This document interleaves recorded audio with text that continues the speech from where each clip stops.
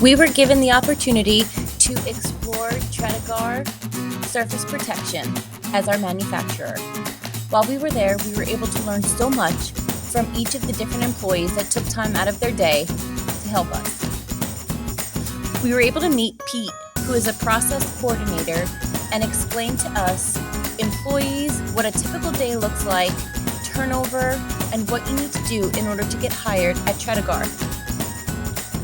Ken, who is a process engineer, took the time to walk around the plant with us, show us the different machines and how they operate. He also explained how Tredegar has a low environmental impact because they are able to reuse their waste.